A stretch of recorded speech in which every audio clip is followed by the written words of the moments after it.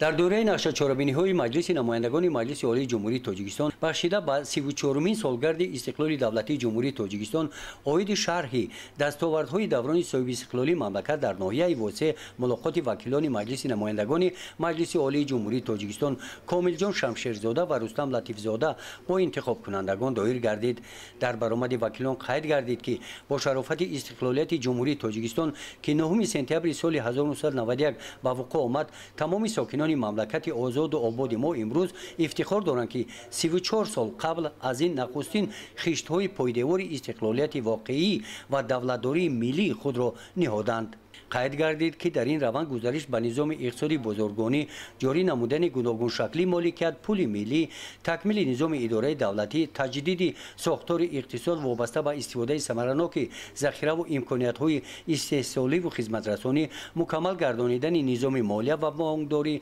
رشد صاحبکاری، بهتر نمودن فضای سرمایه گذاری و ترقیات ساحه‌های اجتماعی تامین کرده شدند. در جریان ملاقات از جانب ساکنان با وکیلان مجلس نمایندگان مجلس عالی جمهوری تاجیکستان سوال و درخواست و پیشنهادهای سودمند ارائه گردید. همین گونه ملاقات در دیگر دهات‌های ناحیه با انتخاب کنندگان دایر گردیدند.